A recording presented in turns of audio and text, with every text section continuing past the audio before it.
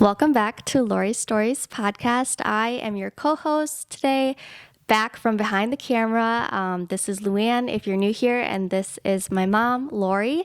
And today we have a special guest on the podcast, my dad, Ernest, over here. So we are doing a bonus episode this month for Valentine's Day. I kind of bullied my dad into... Bullied you? I did.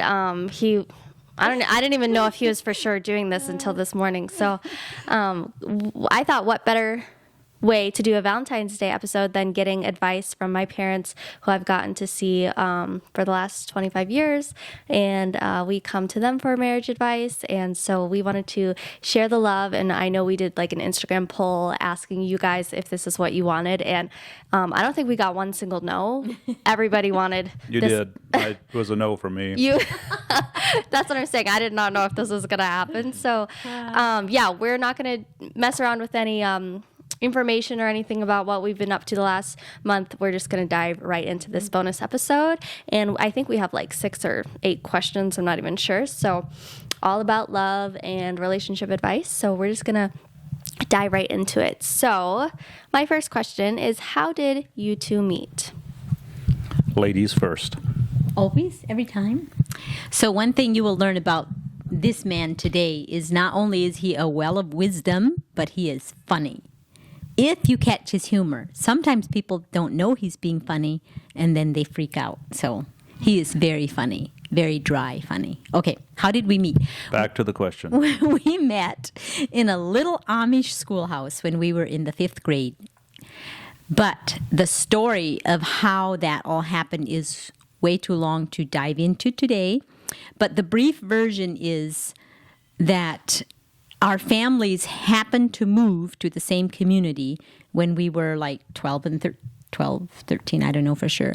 And that is where we met. So it's an amazing story that one day will probably be written. I have an entirely different answer to that question. How did we meet? I poked her in the butt with a pencil. I knew that was coming. At least that's what she says. 5th grade in school. I still remember when I had been attending, or we had moved to that community in Bloomfield, Iowa, when I was in 1st grade, and then Laurie's family followed from the same community, which was in from Buchanan County, Iowa, down to Bloomfield when they were in the 5th grade. And I still remember. I literally remember. And I don't know why you guys didn't show up. Probably because you didn't show up in time for school. You were tardy on your very first day by like 4 hours. They didn't come until after lunch. Oh, yes. I think we were not supposed to come until after lunch. I don't know, but trying to came in making an impression, So it didn't come until after lunch.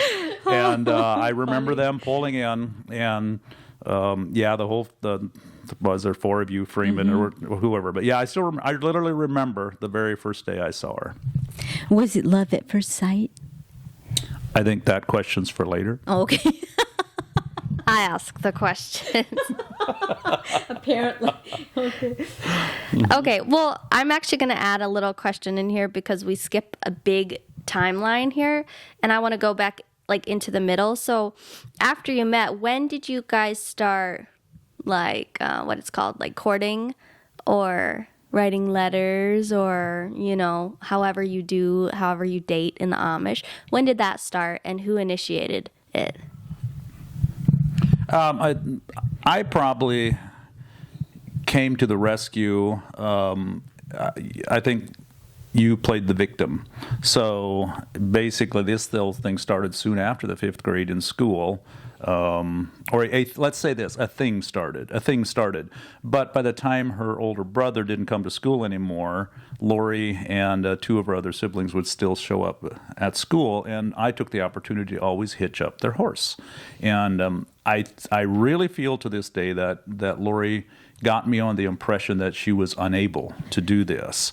And so I literally took that upon myself, as when she showed up, or when they showed up at school, I would unhitch their horse, and then in the evening I would always hitch the horse back up again and see them on their merry way. So I think from that moment on, that's when it started. That's literally where it started. I have never dated another girl in my entire life. She was the first one and will be the last one. That's so hilarious how, again, we remember it differently. So here's the first piece of advice for relationship and love. Generally, you can hear and experience the same thing, but you experience it differently. Yeah.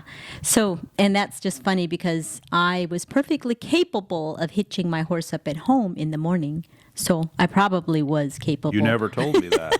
But you were a gentleman. And that was one thing and this is leading into another question, but yeah, so that is how it started. And then I remember that we would linger and chat, and it wasn't just about hitching up the horse anymore. Now we were spending time talking and getting to know each other a little bit, and it was actually a very deep friendship in school. I remember.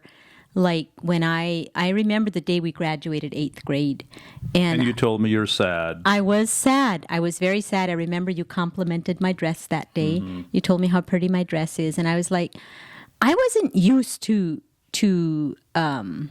any type of affirmation or compliments or anything like that from anybody, let alone a guy. So this really... he really started building my confidence even in grade school. And yeah, I'm so grateful.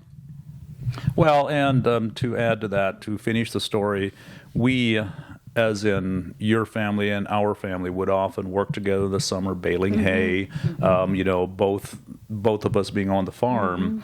And so through that, even after the 8th grade, we continued to kind of see each other during the week, work, baling hay, show up at their farm. Occasionally you would sneak with your brother over to our farm. We would bale hay or whatever that was. So this whole thing started in 5th grade in school, even though when we left the thing of seeing each other in school every morning or every day still continued. So it started, as I recall, it started in the 5th grade in school, and there was never anything else. It just, I mean, hell and high water tried to tear us apart.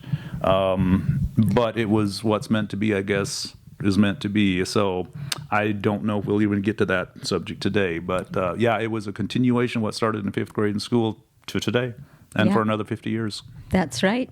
Absolutely. Yeah. Those are some of my absolute best memories growing up, is how my friendship with you and our family's friendships, it helped me through a lot of hard home life family times. And you won't get all the details today. Or ever. Okay. All right. Well, I love that. Next question is, how did you know you found the one? Oh, that's easy for me. Like, do you ever know 100%? I mean, I don't know, but for me, it was like, you made me feel like nobody else ever had or did before. Like I said before, he was a gentleman. He was different. He wasn't like any other guys that I knew. He was just always different. And the way he pursued me, like just relentlessly, but yet as a gentleman. Like, again, I just knew that I want to be with him the rest of my life. It was, it wasn't always easy, and we went through a lot of hard times with the church, and many times, they tried to keep us apart. But boy, when we ever were cleared to go ahead and get married, we didn't waste much time, did we? Oh. So I might have a little bit more to add after you go. Well, I think from a male's version of that, it's very simple. You simply try to find the prettiest girl and pursue her. So from that point on, nobody else ever showed up on the radar. As simple as that. And he was wild. I loved his wild side. He broke the rules.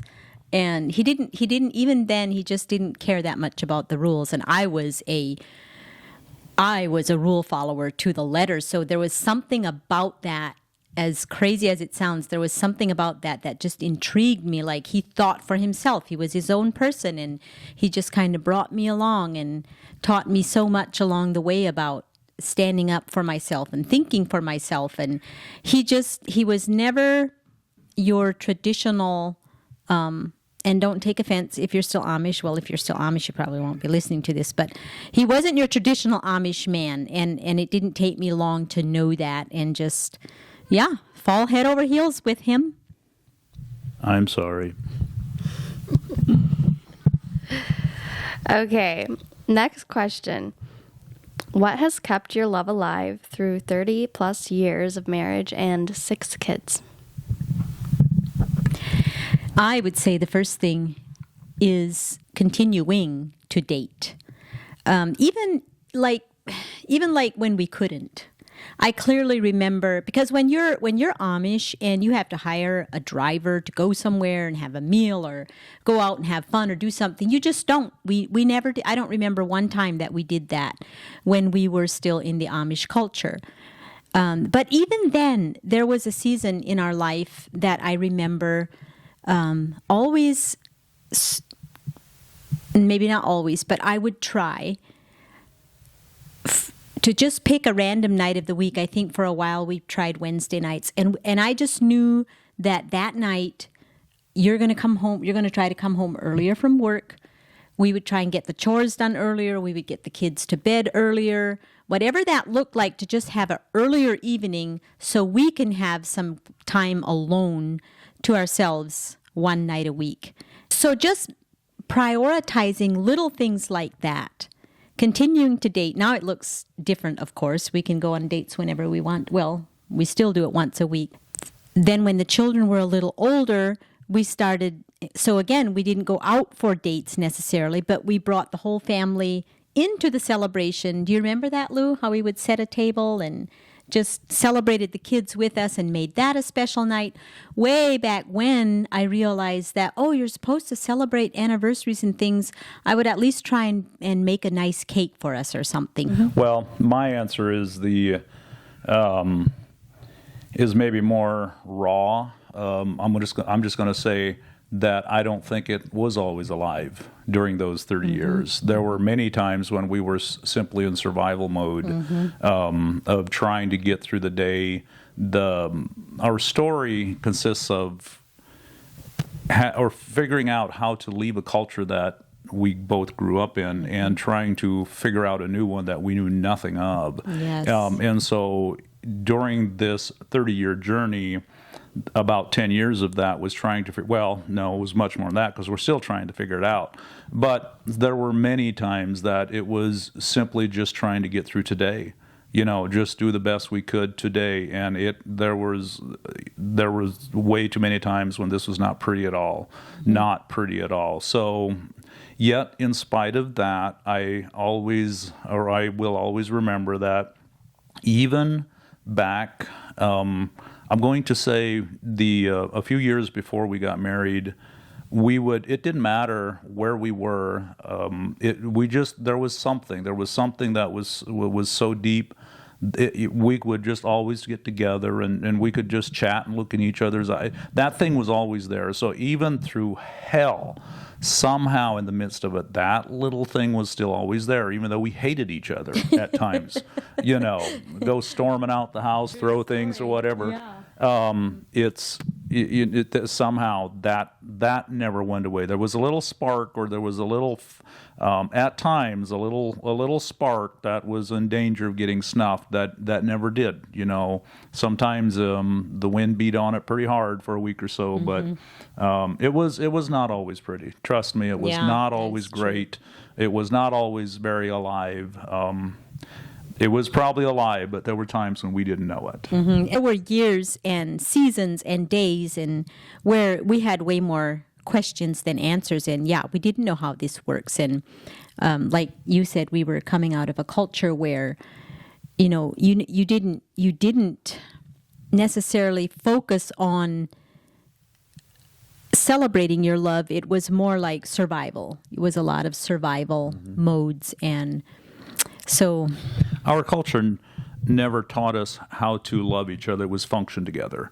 That's probably the best descriptor of what we would have been taught. You get married, you just function together. There was never an emphasis really on pursuing and going after something. It was restricted from the get-go, which is a very sad thing.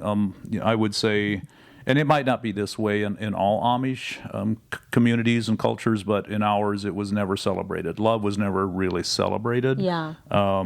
So we didn't know. We really didn't know. But we knew that there was something, and it took us years to figure out what that was. It was, and it was hard sometimes to keep that spark alive. But yeah, I like what you said. All right, so going kind of piggybacking off that question there, what did you guys do specifically during conflicts or fights in your marriage to get back on track? You go first.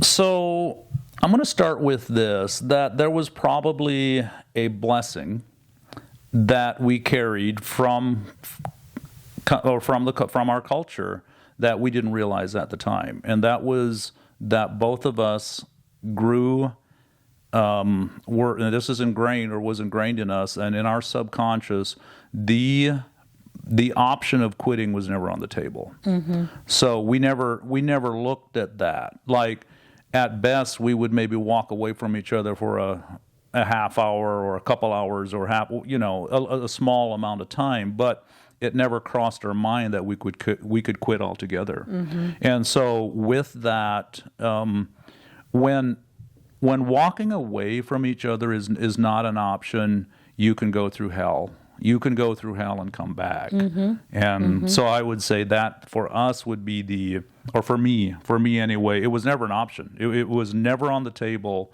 to do that. So it's kind of like air.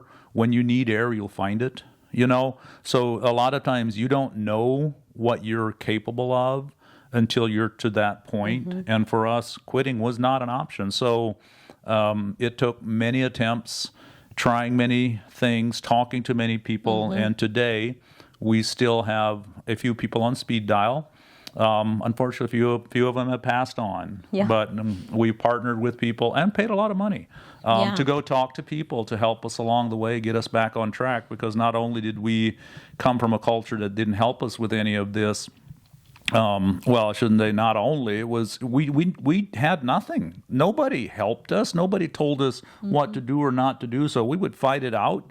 I'm kind of the dominant one. Laurie would say I always won, which I'm not sure if that's true or not. But so that's probably what I would say is it was never on the table to quit. And with that in mind, we reached out to others, mm-hmm. older, wiser people who had stood the test of time, said, help us, and we would show up in their house for a few days, and we made it so far. True, very true. Yes, so I would say too, we ask for help. And that's what I would say to anybody today. Don't be too proud to ask for help. We all need help. We all need help somewhere or other in our lives. And marriage is no different. Marriage is it's hard. It's beautiful and it's amazing, but it's also hard because why? Because anything worth having is uphill. So we can't just sit back and, we're in love. This is easy, because marriage is not a Hallmark movie. We never had an argument. We cannot say that. We cannot say that. In fact, when we hear that, we often wonder are both couples powerful in the relationship, or is there one that's so dominant the other one doesn't dare maybe express? But I'm going on a rabbit trail. But anyway, ask for help. We ask for help numerous times. We still ask for help if we get stuck. The other thing was, like Ernest mentioned, we took time apart if we needed it, like a few hours or half a day or whatever, but with communicating, not just storming off and saying, oh, we did that too, but say, hey, I need a break. Yeah. I need a break. I need time. I just need time to go kick the can or around mm-hmm. the shop for a while or something. We didn't know we could do that. Yeah. So it was simply little things like that we were taught and helped with along the way that allowed us to get a fresh perspective, to look at things, calm down. Mm-hmm. We knew nothing. We knew nothing. And to then take that time to process and figure out, what am I feeling, so I can go back and articulate that. Because sometimes when you get in a fight or the heat of the battle, after a while, you don't even know what you're fighting about anymore, right? After a while, everything just jumbles together and nothing makes sense anymore. So the best thing you can do is take some time, get alone, and figure it out. What exactly am I feeling and why am I feeling this? And then go back when you're calm, when you can do it without accusing. I think that's the other thing we learned is how to present what we're feeling instead of just accusing the other person and using words like "you always," "you never." That's fire starter right there. True. That's fire starter right there. So my favorite thing is like if we've gotten so much better about talking things through starting a disagreement and then following through and getting through it because we've practiced. But my favorite thing when we couldn't was simply being allowed to tell each other that, you know what, I am really angry at you right now, but I'm not going anywhere as far as like I'm not leaving you, I'm not going anywhere, but I am taking a break. I need a break, and then we'll come back to this. Because sometimes you just have to wrestle things out. You both need to be able to say how you feel, and you both need to have a voice if you're in a marriage. And sometimes it takes time to wrestle those things out, but it's worth it, and it's possible. So I think the biggest thing we learned in conflict is take a break if you need it. But then come back and finish it. Don't just stuff it under the rug and pretend it never happened. And on the journey of discovering all that, we also discovered that we are not compatible in almost one single thing.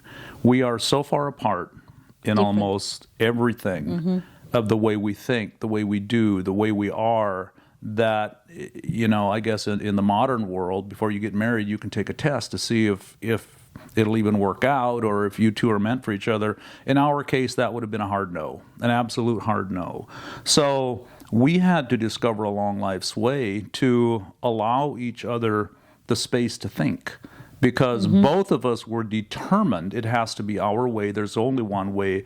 We had no idea that there are usually 2 or maybe even 10 different ways, because we were taught that the husband is the head of the home, therefore he gets to choose and decide and whatever. And when you have 2 powerful people in a relationship, that doesn't work.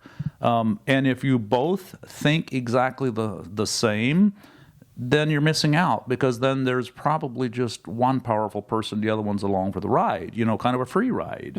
So when 2 powerful people get together and go on life's journey, you have to allow the space for both of them to be free thinkers. And we didn't know that. We had no idea that we can both pursue our thoughts and they might be both right or okay, and yet they are totally opposite of each other. Absolutely. There's often more than one way to look at things and to allow each other that. But then still, at some point, you have to reach an agreement, and that's where I think then it is important to submit to the husband if it's a big decision that's going to affect the family or long term.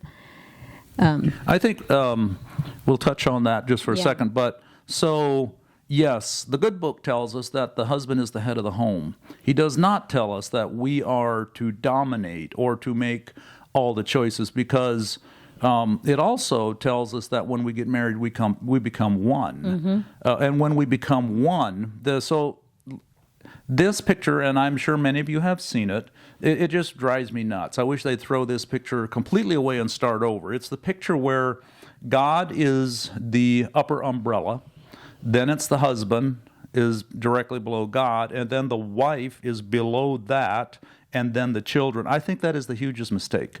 I don't think that is correct at all. Yes, I understand that the husband is the head of the home. However, when you become one, your wife in no way, shape, or form can be below him. Not at all. If those two are not side by side, I think the correct way to paint that picture would be God, then it's husband and wife side by side under the same umbrella, not 2 separate, one umbrella, and then the children below that.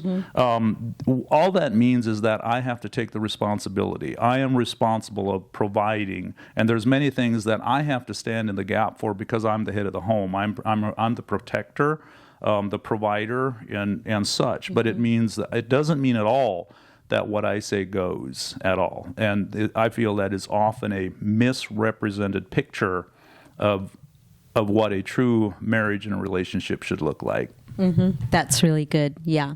Because I know that in the beginning of our marriage, especially in the Amish culture, we thought that becoming one means one of us has to completely become like the other person. Now it's funny, and it's also sad because that does absolutely, It would have simplified things work. if you just would have. It does not work. Yeah. So I think another tip too for during fight or conflict is remind yourself of what you have, because the enemy he doesn't love a good marriage, and he loves to tear marriages apart. So he will pit you against each other. He will convince you in a fight that your spouse is your enemy, and that's not true. Your spouse is never the enemy. The Bible says we wrestle not against flesh and blood, but principalities and powers. So sometimes there's old things that need to be torn down. There's, you come into marriage, or we sure did. We both brought baggage into our marriage, and those things can affect your relationship if you don't deal with it, if you don't go back and fix it or tear it down and just, I don't know. There's so much that could be said about that, but just to remember that your spouse is never your enemy. You are on the same team. And then my favorite one is be the bigger person. The bigger person usually will go and apologize first. So kind of continuing on this conversation, I feel like we kind of are already talking about it a bit, but let's keep it going. What advice or tips and tricks would you give to a couple who is feeling disconnected from each other? And what advice would you just give in general for me and Trent to better our marriage? What would you say to young couples out there? You want to go first?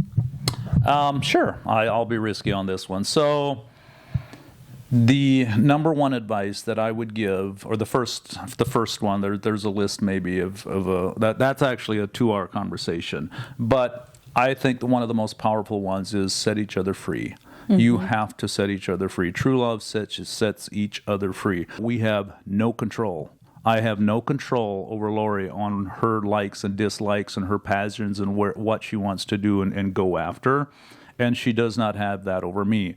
Yet somehow, when couples get married, they often try to start controlling each other. You need to like the things I like. You need to go to the places that I do. You need to support this. You need to give up your thing to.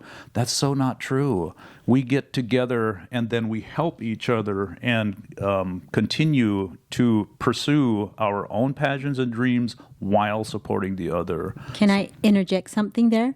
And that is why, that is why we didn't even realize how different we were until we started doing that, until we started realizing that we don't have to always pretend that we're alike if we really aren't. In the beginning, we just pretended, right? You pretended to like my things, I pretended to like your things, and it wasn't until we were honest enough with each other that we realized that, wow, we are really different.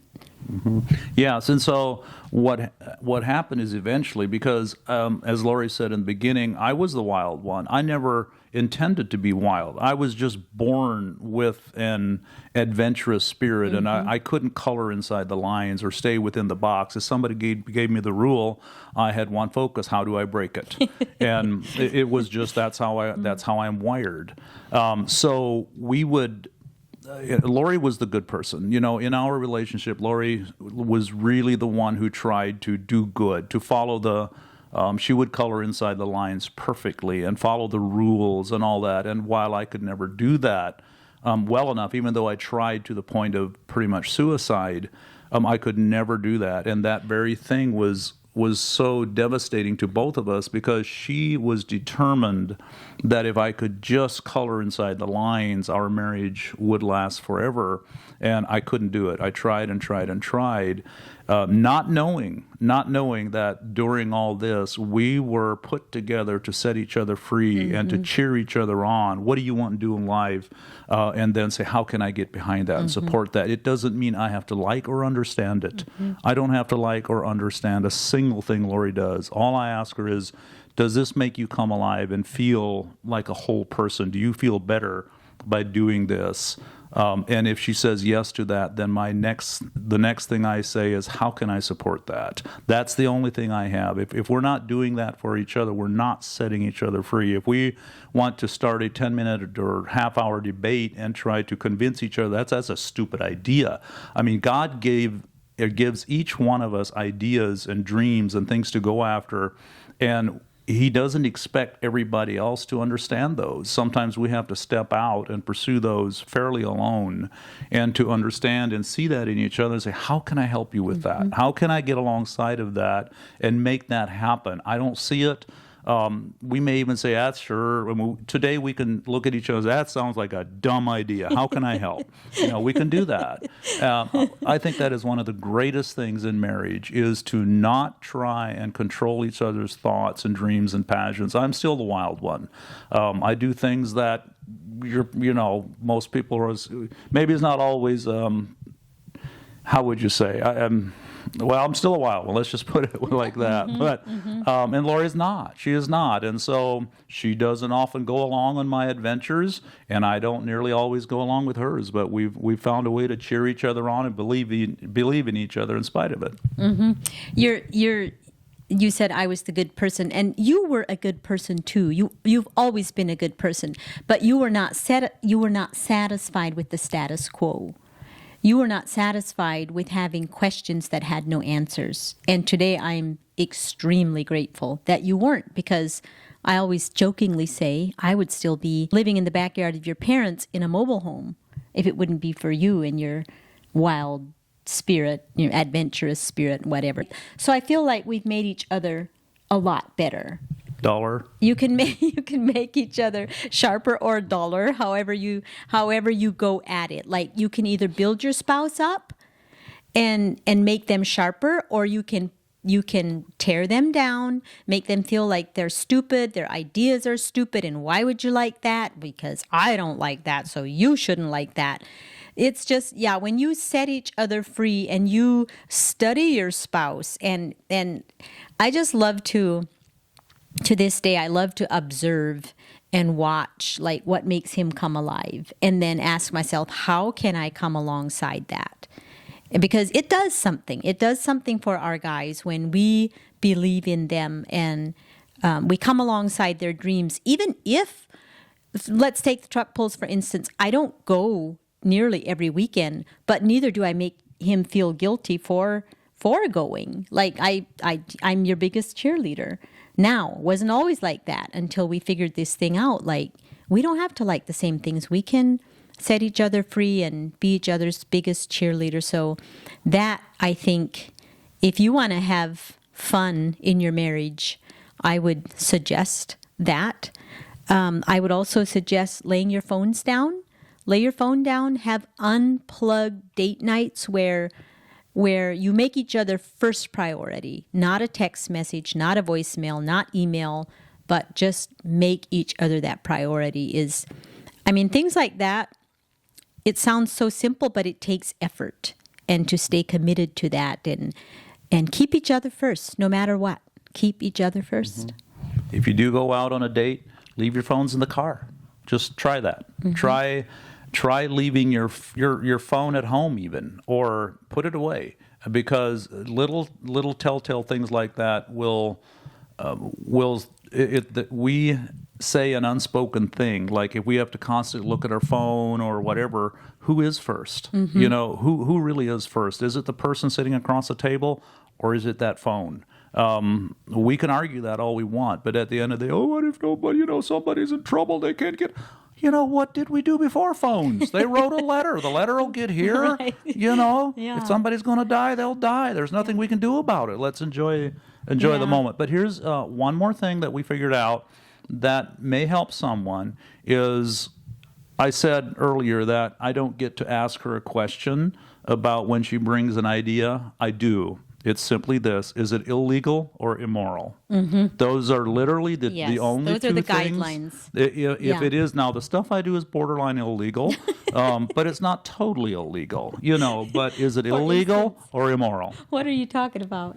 Well, you never know. You just stay in your lane and I'll stay in mine. You're funny. You're so funny. Yeah. Are you talking about if she wants to like pursue a new hobby or what? Yes. Yeah. Okay. Okay. Anything else to add? Any other tricks up your sleeve? Yes. One more, a lot more things, but here's what I will leave with you on Valentine's Day. You don't have the option to quit. You just don't. If the two of you, if you and your spouse are together, let me say this: if you aren't married yet, take a good look at it. This is serious. This is for life. This is literally a life choice that you make. And if you are married, never, ever have the option of walking away on the table. Do not ever allow that into it. Work it out. Fight for it, regardless of what it takes. Here's what I say. It was hard enough to learn how to do life with this one. How would it be to do it again? It would kill me, so just leave that off the table and fight for it. Keep fighting. And like Laurie said, your spouse is never your enemy. Now, trust me, the devil will make it look like it often, and sometimes our spouse seem to grow little horns and carry a pitchfork. But they're not. They're really not. Those are just the lies that we're starting to believe about them. It is never the truth. Go back to the day when you were truly fully in love and get a hold of that again. Yeah. And sometimes you have to work. You got to work at it to actually reach the depth of what you once had, but never give up. Yeah. So remember why you fell in love. I think it's important to remember why we fell in love. And I've also heard it said this way. It's not so much that you know, and I know people don't all agree on this, and I don't know if it is or isn't, but maybe it's not so much about marrying the right person as it is becoming the right partner for that person that God gave you. Like, learn to know them. Grow with them. I think growing together is important.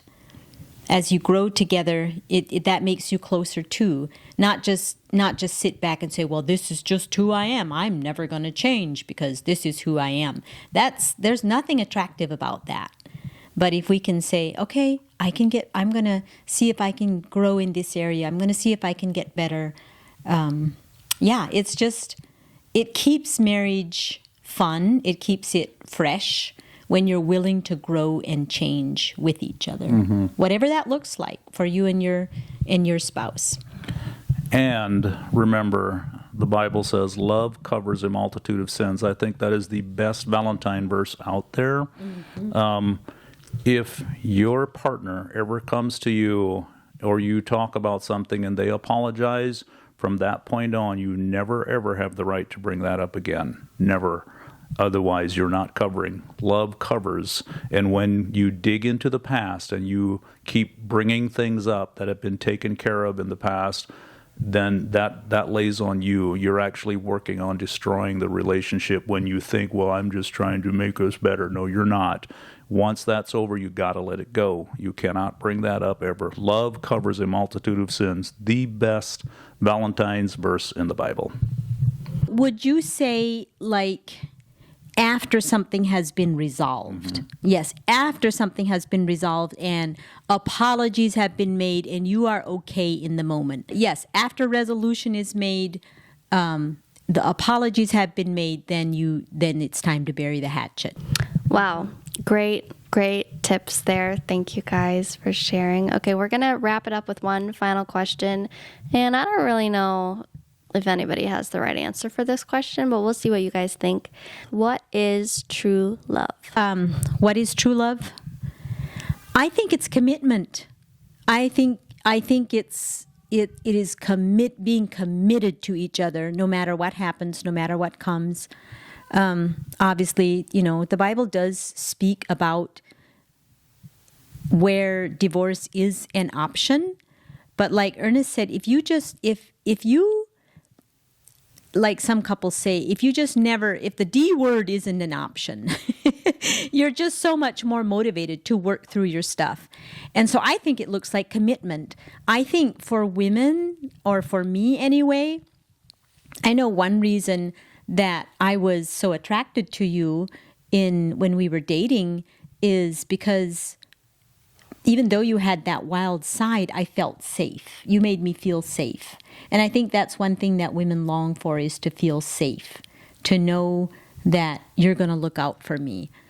I think I have one more thing. I can't see my notes. Oh, choosing each other over and over. That's true love. Choosing each other in every season. Like, what's that saying? By the time you're our age, you've been married to like how many different people, because we change so much. I'm not the same woman I was the day he married me. I mean, I've had children. I've had all kinds of things where it affects hormones, and so I've been a different person. But if you choose that same person over and over and over, and don't think that it looks like the Hallmark movies, even though you kind of have been like that guy on the Hallmark movie in the flannel shirt. The guy that beats up on the other one? No, the one that always does the right thing, and he always keeps coming back, and he's just always there. You're kind of like that. Yeah. He has the rough and gruff exterior. Yeah. He's the bad boy, but actually the good guy. Totally. In the flannel. Well, this is not a flannel, but yeah, he doesn't wear flannels, but still, they always have a flannel shirt. They just never give up. They never give up, no matter how bratty the woman acts on Hallmark. So, yeah. Yeah, forget that part. Hallmark sucks. There's nothing real about it. There just isn't. There is nothing to base your life around any Hallmark movie ever made. I would say, to answer or a little bit on that, is that you sometimes have to make the choice to keep fighting for that day. We can't both go down on the same day. Mm-hmm. And sometimes when Laurie's down, even though I want to go down with her, I have to stay up. I have to fight. I have to keep my chin up and smile, even though on the inside I'm just tore apart too. But we cannot quit. We cannot both quit on the same day. And unfortunately, that day may turn into a week or a month or an extended time. But true love is fighting when it's the hardest. Mm-hmm. There's nothing fancy about true love. And I know that Valentine's is all about true love, the glitz and the glamour and the roses and the dimly lit restaurants and all that. Trust me, that's just those are cool, but that's not true love. You do those things, and I love Valentine's Day, but true love isn't displayed on Valentine's Day. Mm-hmm. True love is displayed when the moments are the hardest. Mm-hmm. That's really good. Wow, you said you didn't even have an answer for that question. Just made it up. That's awesome. Well, this was our special little bonus Valentine's Day episode. Do you guys have anything else to add? Anything you want to get off your chest? Or I think that was pretty good. Thank you to my dad for being on here. Yes. If you guys liked having him on here, share the love in the comments and let him know, because it was a stretch to get him on here. So if you guys liked it, let him know. Maybe he'll come back next Valentine's Day, or I don't know. We'll see. I don't like the spotlight. I like being in my truck with a helmet on so nobody can see me. And so you guys know, Mom did not make him do this because she was giving him space, and she was like, I cannot. She was giving me advice on how to be a better wife, and I was like, well, I don't have to do that. He's my dad. I can ask him. I can bother him to be on it. Yeah. So you're welcome. Just kidding. All right. I think that's everything we have for you guys. Thank you so much for watching. Please give us a like, a comment, and a subscription if you would. That would help us so much. And leave a comment and let us know how you like this episode and what else you guys want to hear from us in the future. So thank you guys. Bye. See you next time.